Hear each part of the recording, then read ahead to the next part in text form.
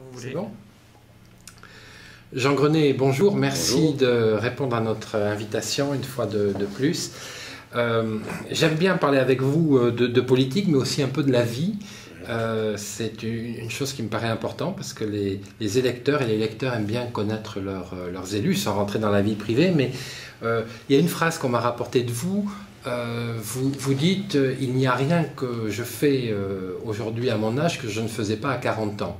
Oui. Je voudrais relier ça à la politique. Mes confrères n'arrêtent pas de vous demander est-ce que vous serez candidat à votre propre succession à l'Assemblée, à la mairie, à la Kabab. Est-ce que finalement la réponse, ça ne sera pas je serai candidat tant que j'aurai encore de l'envie de faire ce métier qui finalement est votre second métier?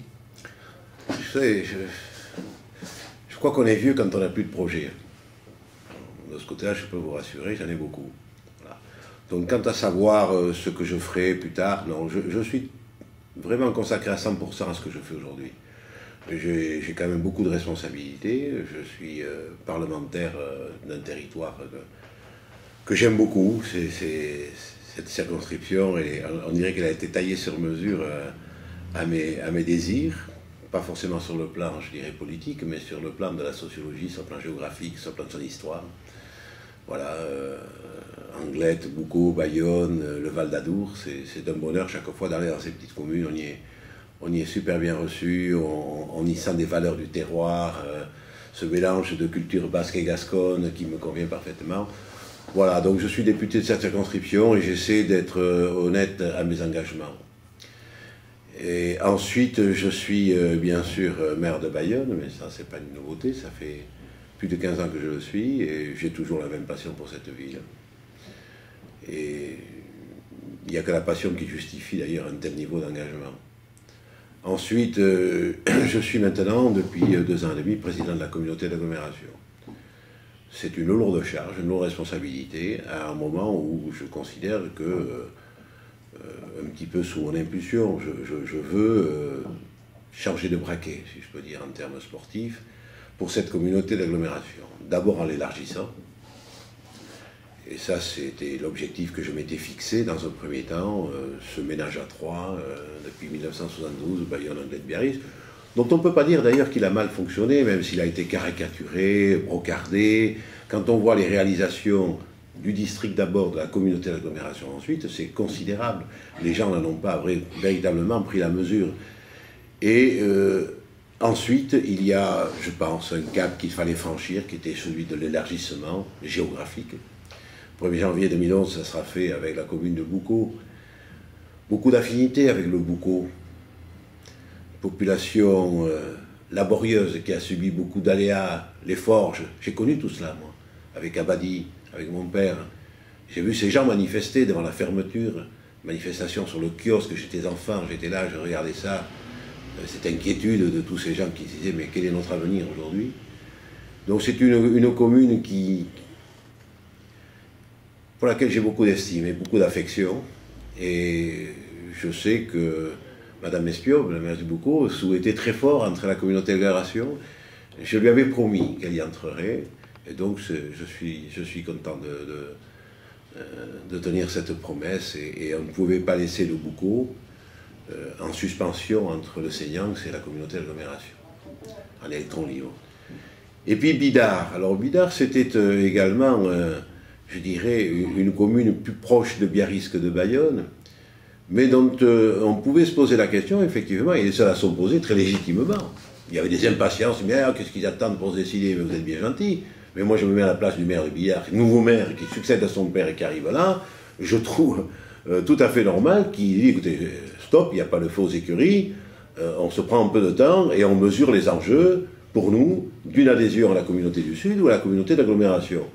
Ils ont pris leur temps, moi j'ai évité de leur mettre la pression, et aujourd'hui, ils ont décidé, et on est fiers, que Bidart rejoindrait la communauté d'agglomération. Donc ce ménage à 3 devient ménage à 5, et ça change tout. Ça change tout dans le fonctionnement, parce qu'il va falloir apprendre à travailler à sec.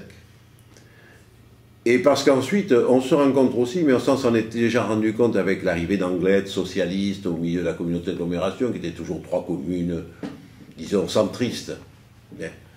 Eh bien, l'arrivée d'Anglette, socialiste, n'a pas fondamentalement changé les règles du jeu. Pourquoi? C'est simple, pourquoi? Parce que quand on vient à la communauté d'agglomération, on laisse sa carte du PS ou de l'UMP dans le vide-poche. Et on vient parler du devenir, du développement de l'agglomération, de nos projets sur les 3 communes. Et donc, tant qu'on parlera de projets, on évitera les querelles politiciennes qui n'ont que peu d'intérêt, qui font perdre du temps et de l'énergie.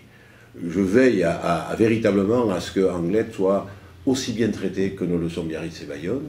Je pense que l'arrivée de beaucoup communistes et de Bidart, sensibilité centriste, donc finalement vont alimenter et enrichir les débats au sein de la communauté d'agglomération et nous faciliter l'appréhension d'une communauté de destin et non pas d'une collectivité qui s'efface devant la présence ou l'omniprésence des communes.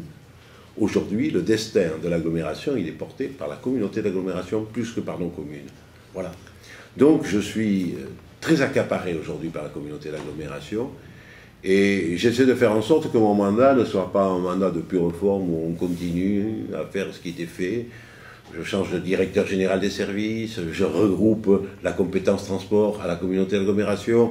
Bon, bref, j'essaie de mettre un dispositif opérationnel pour avoir les moyens et se doter des moyens de nos ambitions. Et pour moi, les ambitions de la communauté d'agglomération sont très importantes.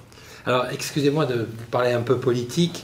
J'aime bien votre expression, les cartes politiques dans la boîte à gants. Je ne vais pas dire que j'ai été surpris, mais je vous ai vu aux journées parlementaires de l'UMP à Biarritz, très entouré, avec des gens qui, je pense, sont vos amis. Vous savez qu'on vous reproche... la gauche, les socialistes, ceux qui vous combattent à la mairie, disent Jean Grenet est UMP à Paris, et puis quand il est ici, il a honte d'être UMP, donc il fait tout pour qu'on l'oublie. Je n'avais pas vraiment l'impression qu'en étant aussi présent en journée parlementaire, vous aviez honte d'être un radical, famille associée à l'UMP. Mais je n'ai pas honte de mes convictions. Ceci étant, c'est un mouvement populaire. C'est un rassemblement. Il y a des gens avec qui je suis parfaitement en phase, d'autres un peu moins, et d'autres pas du tout. Et à l'Assemblée nationale, j'ai de très bons amis au Parti socialiste, avec qui je discute. J'ai passé un quart d'heure hier avec Alain Rousset à parler de la LGV. Et j'ai des gens à l'UMP que je salue à peine, ou qui me saluent à peine d'ailleurs. Et à l'Assemblée nationale, je suis considéré un peu comme un inclassable, politiquement parlant. Ça me convient très bien et ça convient à mon souci d'indépendance et d'autonomie par rapport à mes décisions. Je ne suis pas un godillot. Il y a eu hier le vote de la réforme des collectivités territoriales, je ne l'ai pas voté. Quand il y a eu les tests ADN, je n'ai pas voté. Quand il y a eu Adopi, je n'ai pas voté. Je suis libre de mes choix. Je ne cours pas après l'investiture pour une éventuelle réélection. J'ai des convictions, je les exprime sur le terrain et je les exprime à l'Assemblée nationale. Voilà. Et je ne suis à la remorque de personne. Je ne suis pas arrivé à 71 ans à travailler comme j'ai travaillé toute ma vie pour obéir à un diktat d'un parti politique quel qu'il soit.